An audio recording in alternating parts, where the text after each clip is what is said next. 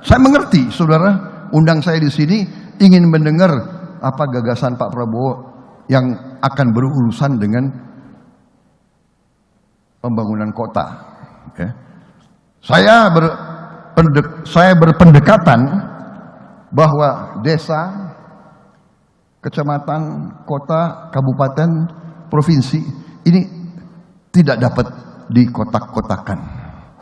Satu kesatuan. Kalau di desa ada tenaga kerja yang tidak dapat pekerjaan, dia akan lari ke kota. Kalau di kota tidak ada pekerjaan, dia akan lari ke ibu kota provinsi. Saudara-saudara, jadi pendekatan kita harus integral, komprehensif, dan lihat sumber masalahnya.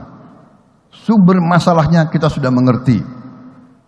Kita perlu meningkatkan penghasilan kita supaya gaji-gaji bisa naik, supaya banyak lapangan kerja, saudara-saudara. Dan hanya supaya pendidikan harus berhasil. Kita sekarang kurang dokter-dokter spesialis. Saudara wali kota, saya kira saudara mengerti di kota kalian berapa spesialis jantung bisa pasang kateter, bisa pasang stent.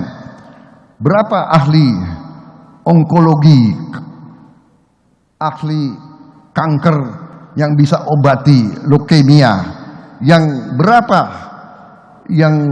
alat-alat yang bisa dioperasikan di kota kalian dan sebagainya. Saudara yang lebih tahu.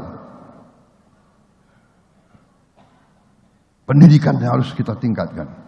Semua, dan ini semua perlu investasi yang besar.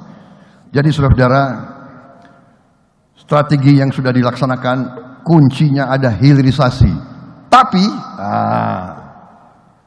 hilirisasi ini mengganggu negara-negara lain. Begitu pemerintah kita melaksanakan hilirisasi, diancam oleh Uni Eropa,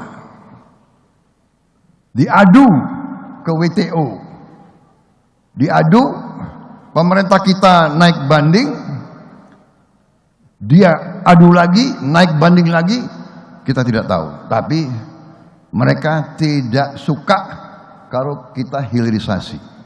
Lalu ada progres perbaikan kinerja fungsi pemerintahan, lalu kita bandingkan dari tahun ke tahun, tapi yang menilai orang lain. Kalau yang menilai kita narsis. Narsismenya kemudian boleh ditampilkan, tapi Anda akan berhadapan dengan masyarakat. Apa itu? Medsos. Maka saya wajibkan seluruh OPD saya punya medsos dan centang biru. Semua punya medsos dan centang biru. Ini kebetulan salah satu dinas saya, OPD saya lagi kita tugasin jadi wali kota di Salatiga. Ya, ini dari salah satu kepala dinasnya. Maka saya pesankan, silakan kemudian pengalaman baiknya diterapkan di situ. Terbuka, transparan, kemudian komplain handlingnya cepat. Maka ukuran angka-angka dari progres ini menunjukkan hari ini capaianmu berapa, tahun berikutnya berapa, kemudian diperbandingkan, kamu sedang dinilai oleh Kemdagri. Cerita suksesnya kelihatan, tapi ada cerita tidak suksesnya. Maka saya sampaikan next, dari angka-angka kemudian ditampilkan, kata Kemdagri, oke, hampir semua kinerja fungsi pemerintahan tidak mengalami perubahan, semua pada top level sesuai dengan target. Berarti kamu beres. Tapi ada kinerja fungsi yang perlu perbaikan, mulailah gambarnya kelihatan yang di sebelah kanan. Mulai kita cerita penanaman modal, oh iya Pak, begitu COVID kemarin kurang, oke. Maka targetmu sekarang mesti kamu tingkatkan, karena sekarang sudah tidak ada yang pakai masker lagi. Apa artinya nggak boleh ada alasan lagi. Investasi kemudian mesti didorong tidak hanya mempermudah izin, tapi menjemput pasar. Tidak lagi pada pasar dalam negeri, tapi masuk luar negeri. Maka kepala dinas saya, Bapak Ibu, saya kasih nomor telepon para duta besar, dan kita biasakan mereka untuk berkomunikasi langsung dengan para duta besar. Sehingga pasar-pasar tradisional mulai kita tinggalkan. Apa itu pasar tradisional? Biasanya kita ke Amerika, kita ke Eropa, kita ke Tiongkok. Kenapa kita tidak ke Afrika? Kenapa kita tidak membuat satu kreasi investasi kerjasama dengan sana? Ini yang kemudian komunikasi kita lakukan dan kemudian capaian-capaian yang masih bolong itulah yang menjadi tugas mereka. Maka achievement motivation-nya diukur dari indikasi ini. Lanjut. Maka kemudian angka-angka ini, garis-garis ini menunjukkan, gak usah dibaca jelimet-jelimet Bapak Ibu, tenang saja. Sambil mohon maaf, silakan barungkonya dicoba dulu Pak. Agak manis sih itu, tapi gak apa-apa. Nanti setelah dari Makassar, gak usah makan gula lagi. Tapi hari ini boleh. Barungko itu makanan yang paling saya suka. Yang paling saya suka. Jadi kalau kesini saya cari barungko dulu Pak. Maaf Pak, hampir 5 tahun lebih saya dikasih gelar Daeng Manabah. Jadi hari ini saya jadi orang Makassar. Bapak Ibu, ini ceritanya. Pertumbuhan ekonomi rata-rata ternyata mengikuti apa yang terjadi wave-nya dari pusat. Tapi kita ngikuti terus. Peran para wali kota, para bupati menurut saya luar biasa. Nah, kalau ada gubernur ngomong, itu kerja saya, bohong. Bohong. Gubernur itu wilayahnya di tengah. Maka kalau saya mengatakan gubernur itu like a bridge. Di bawah ada kawan-kawan bupati wali kota, di atas ada presiden. Maka segala sesuatu yang tidak pernah bisa selesaikan, maka gubernur yang harus menyelesaikan. Sebuah kejadian menimpa Jawa Tengah. Kejadian menjadi viral di mana-mana, karena saya menjadi tertuduh utama. Pembuatan bendungan bener di Purworejo, yang kemudian menjadi terkenal dengan kasus Wadas. Dan itu menjadi stempel hitam. Satu aja saya bilang sama kawan-kawan saya, biasalah menghadapi persoalan. Jangan lari dari persoalan. Begitu persoalan itu muncul, sebuah ketakutan. Kadesnya tinggi. Bupatinya saya telepon, bro, kenapa ini? Anu Pak Ganjar, itu ada persoalan. Iya, tapi siapa yang harus menghadapi langsung? Ini proyek punya pemerintah pusat. Dari PUPR, Balai Besar. Ini bendungan nanti tertinggi. Ini akan menyelesaikan satu pengendalian banjir, dua suplai air, dan kemudian derivat turunan dari proyek itu. Nilainya gede banget dan sudah belasan tahun tidak pernah bisa berhasil. Dan kita lobbynya sudah setengah mati untuk bisa mendapatkan ini. Kenapa kita tidak bisa bertugas? Tentu ada yang pro, ada yang kontra. Tapi begitu tindakan agak represif muncul, videonya muncul, satu pun tidak ada yang terbiasa mengatakan, siap, saya salah dan saya bertanggung jawab. Tidak ada Bapak Ibu. Ketika itu tidak ada, maka saya sampaikan, saya datang ke lokasi, saya sampaikan. 1, saya penanggung jawabnya. 2, ini saya bereskan. 3, yang ditahan saya minta keluar. 4, saya akan mendatangi orangnya. Hari ini saya masih dibully, tapi seluruh informasi tidak terbagi dengan baik. Maka saya sampaikan kepada mereka, Mas Ganjar gimana kasus Wadas? Ketua kelompok penolaknya sudah menerima dan mendapatkan ganti untung 11 miliar. 11 miliar. Saya komunikasi sama Pak Presiden, Pak Jokowi. Udah Pak Gub, silahkan diteruskan. Izin Pak. Skim ganti ruginya ini bagus banget Pak. Itu akan memudahkan kami untuk berbicara dengan mereka. Dan sekarang 100% semua sudah diukur lahannya. 100%. Bapak Ibu, sebenarnya cerita-cerita dalam konteks pemulihan ekonomi ini mesti dilakukan. Saya konsultasi, ngobrol sama Pak Presiden cukup lama dan berkali-kali. Saya mendapatkan briefing pada tanggal 21 April itu kira-kira 50 menit.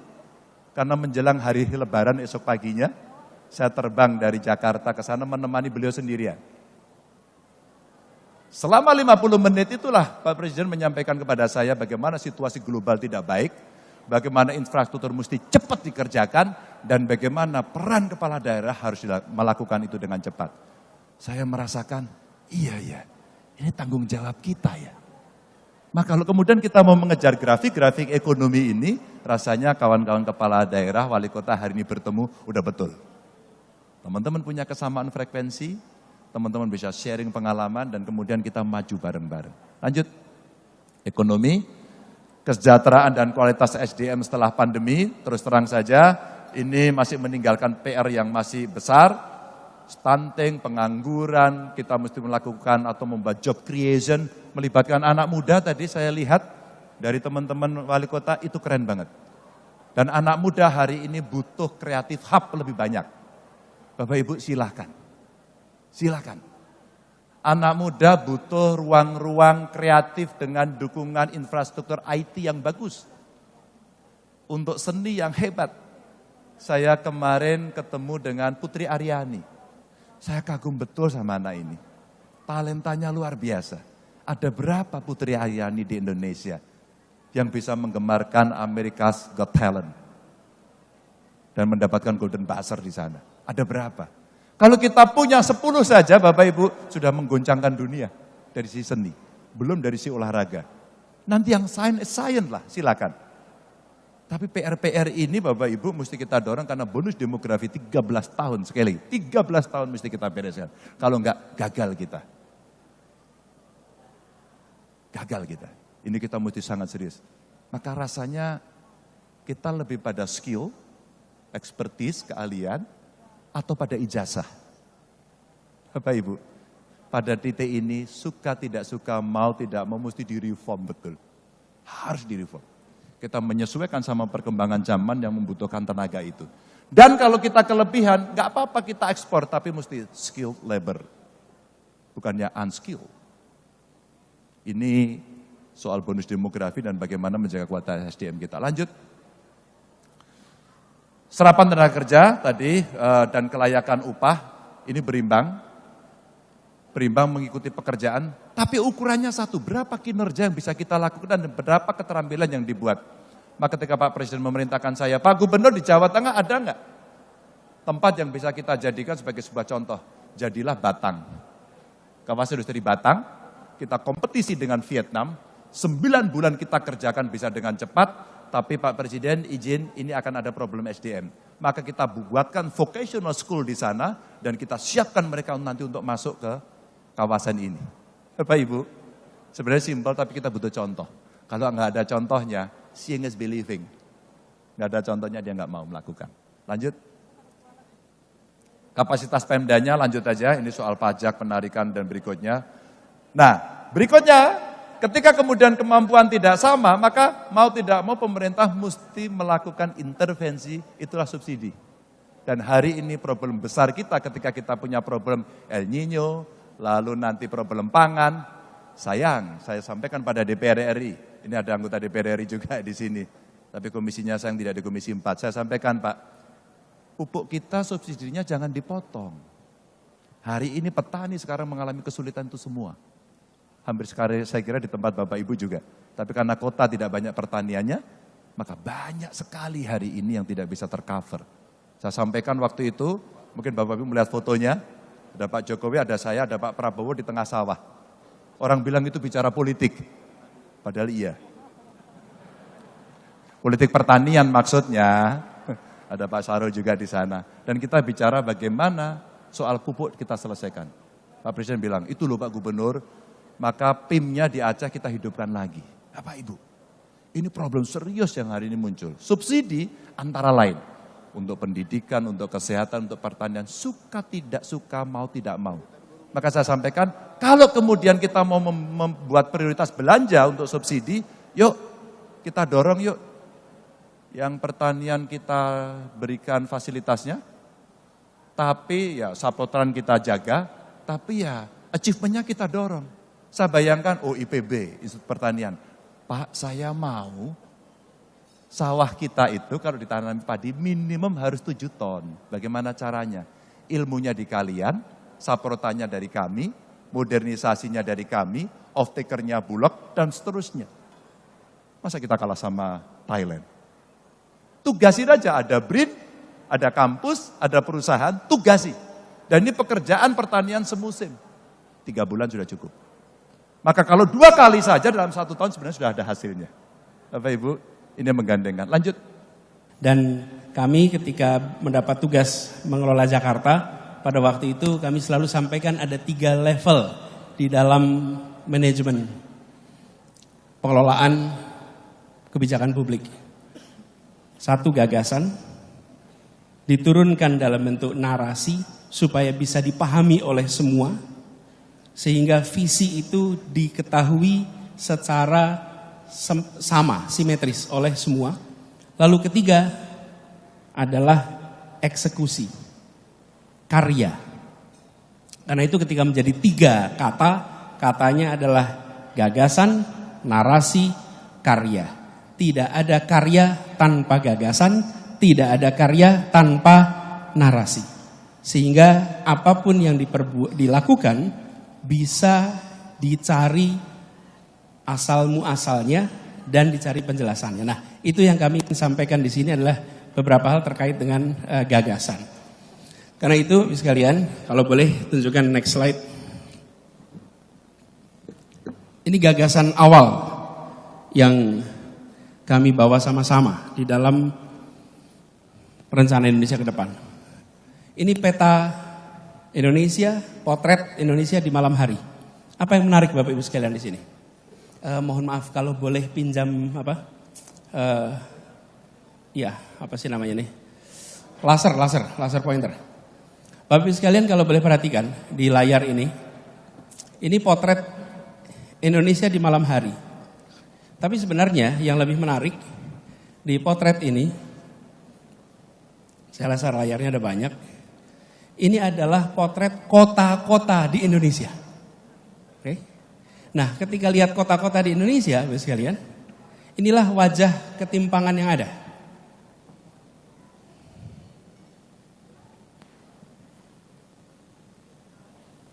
Kelihatannya ada ketimpangan juga Pak di sini, Pak.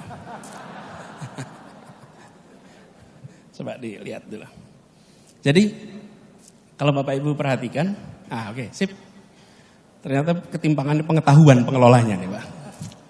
Kalau Bapak Ibu perhatikan di sini, tidak sampai rupanya. Oke. Lihat saja. Lampu ini menggambarkan kota di Indonesia. Ketika kita lihat kota-kota ini, Bapak sekalian, di Jawa paling terang itu Jakarta, Surabaya. Begitu masuk Sumatera, titik-titik kecil. Kalimantan, titik-titik kecil. Ini yang lebih ramai itu di Sarawak. Ini Malaysia. Sampai di kawasan timur, gelap. Saya tidak menggunakan statistik Bapak Ibu sekalian. Gak pakai statistik nih. Tentang macam-macam. Gak usah, pakai ilustrasi ini aja. Listrik yang nyala di malam hari. Dari situ terlihat ketimpangan yang luar biasa. Coba kita lihat negara lain. Kanan bawah, India. India itu kalau ditanya kompleks, ya. Jumlah penduduknya 1,3 miliar, lebih banyak dari kita. Tapi lihat, ketika di malam hari terdapat distribusi yang relatif merata. Ini kalau pakai layarnya yang TV, warnanya lebih jelas. Di sini terlihat bahwa kota-kota memiliki, dalam tanda kutip, kontribusi yang relatif setara. Dari situ, lihat kemudian Korea Selatan apalagi. Seoul tentu saja paling kuat. Nah, jadi visi yang kita ingin tawarkan ke depan, kita ingin di malam hari seluruh kota di Republik Indonesia terlihat menyala terang dari udara. Itu kira-kira. Menyala terang tuh. Jadi jangan sampai kota-kota ini gelap. Kalau gelap itu perekonomiannya tuh rendah, kontribusinya rendah. Dan tentu saja PLN harus nyiapin suplainya. Barangkali pas dipotret pas biar pet juga bukan? Kan Bapak Ibu rutin mengalami masalah seperti itu. Bapak Ibu sekalian, Indonesia adalah sebuah negara yang dikenal sebagai negara agraris dan maritim. Tetapi sejak 2009 lebih banyak penduduk tinggal di kota daripada di desa. Sejak 2009. Jadi kalau sampai dengan sekarang, 14 tahun kemudian, proporsi penduduk tinggal di kota lebih banyak daripada di desa. Coba lihat next slide. Urbanisasi ini adalah inevitable, tidak bisa dihindari. Tetapi masalah yang ada di sebuah kota sesungguhnya adalah soal pilihan. Kita memilih membiarkan muncul masalah atau kita memilih untuk mengantisipasi masalah. Urbanisasi itu oke, baik-baik saja. Yang tidak baik itu Jakartanisasi. Ke Jakarta semua, that's not good. Tapi kalau urbanisasi, it's okay. Urbanisasi itu normal dan terjadi di seluruh dunia. Diperkirakan, tadi visinya Pak Ketua 2045, tahun 2045 itu 70% penduduk Indonesia akan tinggal di perkotaan. Harus antisipasi dari sekarang. Sekarang 57. Bila kita biarkan tanpa perencanaan yang serius secara kolektif, nanti kita mengulangi masalah yang ada di Jakarta. Kemudian yang kedua, kita saksikan bahwa di perkotaan ini kontribusi dari penambahan penduduk perkotaan itu setiap 1% penambahan PDB per kapita nasional meningkatnya 1,4%. Sementara di negara-negara Asia lainnya tambah 1% penduduk urban itu meningkat PDB sampai 3%. Artinya kota-kota kita belum menjadi kota yang produktif secara ekonomi. Lalu kita punya masalah lingkungan hidup. Dan dari semua kota di Indonesia hanya 8 kota yang memiliki kualitas udara yang baik. Hanya 8 dari semua. This is no good. Lalu kita menyaksikan bahwa 30 juta penduduk di perkotaan itu tinggal di pemukiman yang tidak layak. Ini fakta juga. Dan yang kelima, kita melihat kesenjangan sosial yang tinggi di perkotaan. Dulu saya menginisiasi program pengiriman guru-guru ke pelosok tanah air. Tanah air nih. Di pelosok-pelosok di Sulawesi ada, di Nusa Tenggara, di mana-mana. Karena adanya ketimpangan itu. Lalu ketika saya mendapatkan tugas menjadi calon gubernur, saya berkeliling Jakarta. Seperti juga Bapak Ibu kalau pilkada harus keliling. Pada saat keliling itu, saya justru menemukan bahwa kemiskinan ekstrim itu adanya tidak di pelosok yang jauh sana, tapi kemiskinan ekstrim itu adanya justru di pusat pemerintahan, di pusat negara kita, di Jakarta. Yang ekstrim miskin di situ, yang ekstrim kaya juga di situ. Jadi ketimpangan-ketimpangan di kota-kota kita, itu ketimpangan yang harus dibereskan agak awal. Nah, kami melihat permasalahannya ada pada pertumbuhan yang tidak berkeadilan. Saya menggunakan contoh Jakarta Bapak Ibu sekalian, bukan tempat lain. Jakarta ini, Bapak Ibu sekalian, kalau kita lihat tata ruangnya itu berkembang tanpa dikendalikan dengan sebuah visi tentang pergerakan penduduk. Ini wajah Jakarta sejak tahun 72 sampai 2012. Sekarang lebih luas lagi di luar Jakarta. Kalau dalam Jakartanya tidak banyak berubah. Dan di Jakarta itu sekalian tinggal 8% tanah ruang terbuka, 92% tertutup. Kami merasakan apa yang kita lihat di Jakarta adalah fenomena yang bisa terjadi di kota-kota lain beberapa dekade yang akan datang. Karena itu kami memandang sebaiknya jangan mengulang problematika yang dilewati beberapa dekade di Jakarta dan kota besar lainnya, tapi mulai dari sekarang kita tata agar kota-kota kita ketika nantinya menjadi kota yang besar, dia menjadi kota yang layak huni. Berikutnya, saya ingin menunjukkan salah satu masalah juga yang dihadapi di kota-kota kita di Jakarta, di Indonesia. Pertama adalah soal kemandirian fiskal. Saya rasa Bapak Ibu semua merasakan soal kemandirian fiskal. Ini menurut laporan dari Kementerian Keuangan bahwa 60 atau 70% kota kita itu belum mandiri. 29% mandiri dan hanya 2% yang mandiri. Ini mandiri itu artinya PAD mampu membiayai lebih dari sebagian besar belanja daerah. Ini harus kita selesaikan sama-sama. Tidak bisa terus-menerus kota berada dalam posisi tidak mandiri. Jadi kalau ditanya ke depan seperti apa, kita ingin kota-kota di Indonesia menjadi kota yang mandiri. Yang kedua adalah ketimpangan APBD kota. Kalau Bapak Ibu perhatikan, Jakarta ini APBD-nya 77 triliun. Kota kedua lebih besar, Surabaya 9,5. Lalu Semarang 2,4, lalu turun semuanya. Ini harus jadi perhatian kita.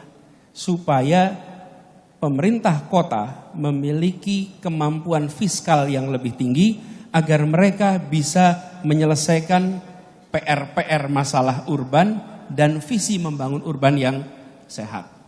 Ditambah kalau saya cek, kita semua ini punya beban administrasi laporan yang luar biasa. Menurut catatan kami, ada 259 laporan administratif yang harus diselesaikan dan menyita energi ASN kita. Ini harus dilakukan simplifikasi atas persoalan ini. Jadi, bagaimana ke depan? Kalau boleh kami berbagi apa yang menjadi visinya. Kami melihat pertama, kota harus bisa mempercepat pemenuhan layanan dasar. Apa itu layanan dasar? 1, air. 2, kesehatan. Pendidikan. Pangan, papan. Ini contoh 5 layanan dasar yang harus dipercepat pemenuhannya. Pangan saja Bapak Ibu sekalian. Kita semua ini yang tinggal di perkotaan tidak punya lahan pertanian. Tapi bagaimana perkotaan dan pedesaan memiliki satu skema untuk bisa memasok kebutuhan pangan dengan harga yang terjangkau dan sustainabilitasnya terjamin. Kemudian yang kedua, tata kota yang produktif dan berkelanjutan. Produktif ini artinya di kota ini efisien, aktivitas perekonomiannya tidak terhambat oleh faktor mobilitas, tidak terhambat oleh faktor-faktor sosial ekonomi lainnya. Kemudian kita melihat perlunya mewujudkan interkonektivitas antar daerah. Di mana itu daerah? Di dalam kotanya dan antara kota dengan wilayah-wilayah yang berada di sekitarnya. Karena dalam prakteknya kota-kota kita di seluruh Indonesia itu menjadi kota jasa yang memfasilitasi kabupaten-kabupaten yang berada di sekitarnya. Lalu yang keempat adalah menjadikan kolaborasi sebagai praktek di perkotaan. Kenapa kolaborasi ini praktek baik di perkotaan? Karena begini Bapak sekalian, kota itu tempat berkumpulnya masalah, tapi juga kota itu tempat bertumpulnya solusi, tempat berkumpulnya talent. Kalau tanya di mana lokasi orang-orang terdidik, kebanyakan di perkotaan. Di mana lokasi think tank di perkotaan, di mana lokasi NGO di perkotaan. Nah, sayang kalau mengelola kota itu hanya dikerjakan oleh pemerintah kota saja, bila tidak memanfaatkan institusi-institusi ini. Sama perguruan tinggi, di mana lokasinya? Di perkotaan. Karena itulah kolaborasi kami memandang sebagai kewajaran baru. Ini tadi kami berikan catatan, karena kita perhatikan salah satu next soal pendidikan. Salah satu faktor yang membuat kawasan perkotaan itu bergerak lebih cepat adalah ketika kualitas pendidikan dan kualitas manusia di daerah itu makin hari makin baik. Ini salah satu indikator saja. Kita melihat pemerataan perguruan tinggi kurang. Pemerataan perguruan tinggi ini tersentralkan di Jawa, apalagi di Jawa bagian barat. Di Jawa Barat itu ada 388 perguruan tinggi. Di Jakarta saja 276. Di Jawa Tengah 250, di Jawa Timur 341. Ini menyedot talent dari seluruh Indonesia. Untuk dapat pendidikan tinggi tersedot. Sekali mereka tersedot jauh dari kotanya, dari wilayah asalnya, potensi kembali itu lebih rendah. Karena itu kami melihat ini penting. Yang berikutnya, kota bukan hanya soal ekonomi saja. Kota adalah tempat berkumpulnya keragaman, tempat majunya kebudayaan. Jangan sampai kota semata-mata dipandang sebagai kegiatan ekonomi, tapi kegiatan budaya, kegiatan seni tidak muncul. Dan kami melihat kota-kota adalah tempat di mana terobosan inovasi di bidang-bidang kebudayaan jadi penting. Karena itu kami merasa perlu di dalam pembangunan kota ke depan bukan hanya aspek ekonominya, tapi aspek kebudayaan itu menjadi fokus perhatian. Ini soal kotanya. Lalu saya ingin sedikit bahas soal kota dan wilayah sekitarnya. Tidak bisa dipungkiri, kota-kota ini menjadi pusat rumah sakit, pendidikan, kebudayaan, perdagangan, yang ini berkorelasi dengan kawasan sekitarnya. Jadi pembangunan kota harus juga memasukkan bagaimana bisa kolaborasi dengan daerah-daerah sekitarnya. Kami di Jakarta itu punya ketergantungan pangan yang luar biasa. Jadi kami buat kerjasama dengan kabupaten-kabupaten yang memproduksi pangan sehingga bisa memasok pangan, mengurangi mata rantai yang membuat harga menjadi tinggi. Ini saya berikan ilustrasi di sebelah kanan tentang bagaimana kita bekerja dalam konteks pangan. Jakarta membeli beras langsung dari kabupaten, contohnya misalnya di Cilacap atau di Ngawi. Maka kami kerjasama dengan Gapoktan, kontrak 5 tahun. Yang mengontrak siapa? BUMD kita. Kontrak 5 tahun, apa yang terjadi dengan adanya kontrak 5 tahun? Gapoktan punya akses pada kredit karena dia ada kontrak dengan kita. Melakukan mekanisasi pertanian, melakukan terobosan-terobosan dengan menggunakan kontrak 5 tahun itu. Dari sisi kami dapat beras dengan lebih murah. Dari sisi mereka dapat gabah dengan harga yang lebih tinggi. Dan itu kita kerjakan dengan berbagai kabupaten kota di seluruh Indonesia, termasuk di sini Sawah Lunto.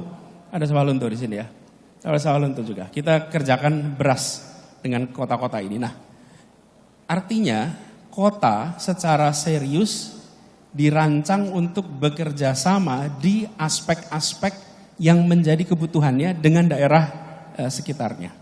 Jadi Bapak sekalian, kami melihat ada 4 prinsip untuk kota di masa depan: layak huni, asri, adil, maju. Kira-kira 4 itu yang kita ingin lakukan ke depan.